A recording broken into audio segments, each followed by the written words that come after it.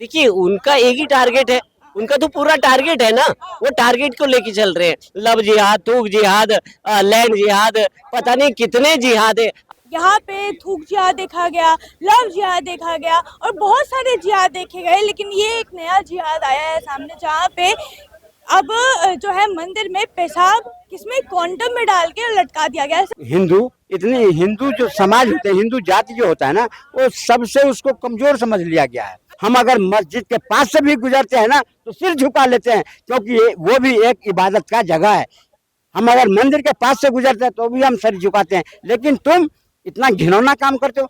हम तुम्हारे बुरके वाली के नजर में उठाते हैं और तुम हमारे हिंदू लड़कियों को बहला फुसला कर उसके जीवन को नरक कर देते हो। नमस्कार, आप देख रहे हैं स्वास्तिक सहारा। मेरा नाम समीर वशिष्ठ है और मैं बात करूंगी राधा कृष्ण मंदिर पे, जहाँ पे कुछ दिनों पहले ही एक कॉन्डम में पेशाब करके टांग दिया गया मंदिर के जस्ट गेट के बाहर। यहाँ पे थूक जिहाद देखा गया, लव जिहाद देखा गया और बहुत सारे जिहाद देखे गए, लेकिन ये एक नया जिहाद आया है सामने, जहाँ पे अब जो है मंदिर में पेशाब किसमें कॉन्डम में डाल के लटका दिया गया है। सर, क्या बोलेंगे आप ये मंदिर के साथ इस तरीके के, और हमारे जो धार्मिक लोग हैं जो वहाँ पे पूजा पाठ करने जाते हैं उनको कितना ठेस पहुंचा होगा इससे? ये बहुत ही गंदा खेल जिसने भी करा है, बहुत गंदा काम करा है, और मैं तो कहता हूँ उसको सख्त से सख्त सजा दी जानी चाहिए। और मंदिर में कैमरे लगे होंगे, उनको कैमरे की फुटेज निकालनी चाहिए, और उस कैमरे की फुटेज में जिसने भी वो गंदा काम करा है तो मैं तो कहता हूँ उसी तिहाड़ की सीधा लटका देना चाहिए। सर, आपको क्या लगता है जहाँ पे तरुण खटीक की हत्या कर दी जाती है उसके आरोपी को तो आज तक सजा नहीं हुई, तो आपको क्या लगता है कॉन्डम लटकाने वाले को सजा मिल जाएगी? देखिए सजा तो मिलेगी, पर सजा का प्रावधान योगी जैसा होना चाहिए, तब उसको सजा बोला जाता है। ठीक है ना, तो सजा ऐसी होनी चाहिए कि इनकाउंटर होना चाहिए।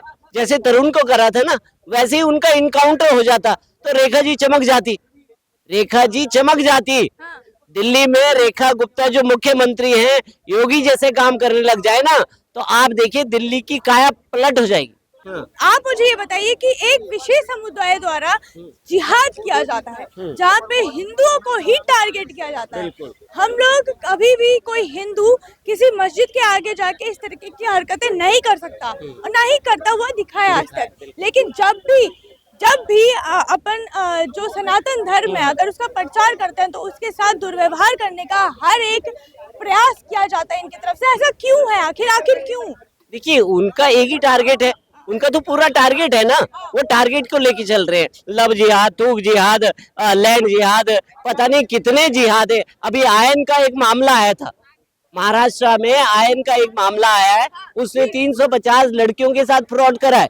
ठीक है, उनकी वीडियो बनाई और ब्लैकमेलिंग का धंधा शुरू कर दिया। तो कुल मिलाकर के ये जिहाद जो है ना, ये जिहाद जो है हमारे देश को खा जाएगा अगर इस पे पाबंदी नहीं लगाई ना सरकारों ने। तो ये अब देखिए वो कहाँ लव जिहाद पे, आप ये बताइए कि उत्तर प्रदेश में पाबंदी लगाई हुई है, फिर भी जिहाद हो रहा है वहां पे। अभी एक लड़के को पकड़ा गया हिंदू रक्षक दल के द्वारा, और उसने उसकी घर के अंदर कमरे में लड़की को बंद कर रखा था। हिंदू लड़की थी और नाबालिग लड़की थी। तो कुल मिलाकर के इनका एक ही टारगेट है कि किस तरह से हिंदू धर्म को खत्म करा जाए। और हमारी भी गलती है, ताली एक हाथ से तो नहीं बजती, हमारी लड़कियों की भी कमियां हैं।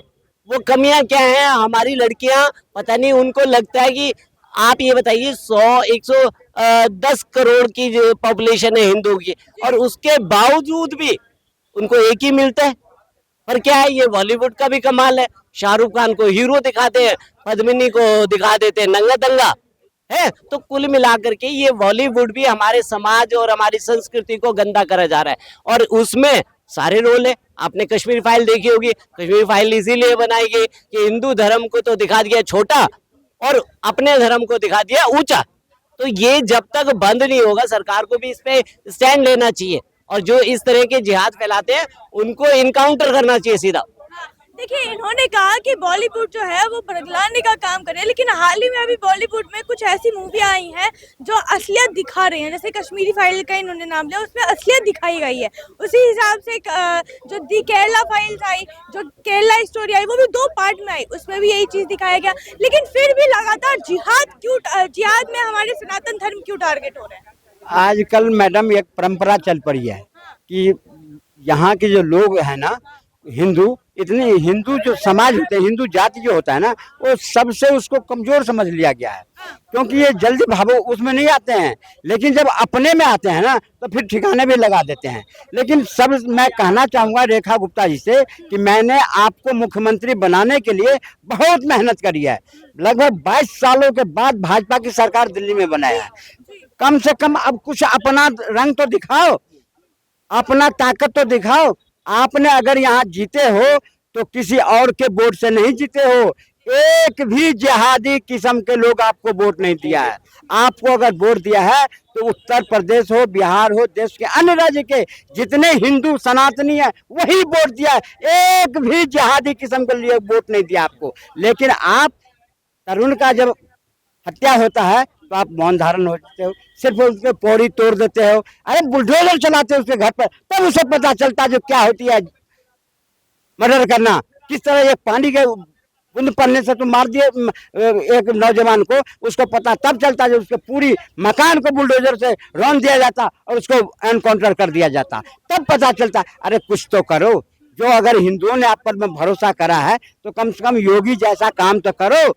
आप देश की राजधानी में रह रहे हो, कम से कम यहाँ की राजधानी वाला काम तो करो। इसीलिए बिहार के अंदर भी अब सम्राट चौधरी को बनाया गया, क्योंकि बिहार के अंदर भी ये चल रही है, किसी को गर्दन काट दिया जाता है, किसी को कुछ कर दिया जाता है। कानून सबके बराबर होनी चाहिए, कानून के हिसाब से चलनी चाहिए। लेकिन आप कृष्णा नगर की बात करो, कितने घिनौना काम है। आप फुटेज निकलवाओ, अगर जो दोषी हो क्या जरूरत है उसको भेजने के लिए। सजा नहीं मजा है। अब कानून की सजा नहीं है। तिहाड़ जेल में जाकर के मजा लेते हैं ये लोग, मजा है। इस सजा को मजा में मत बदलो, अब योगी की तरह अपनाओ। जो अगर कानून को तोड़ोगे, संविधान को तोड़ोगे, अगर थूक जिहाद करोगे, मुख जिहाद करोगे, तो इस चौराहे पे करोगे, अगले चौराहे पे ढेर करो।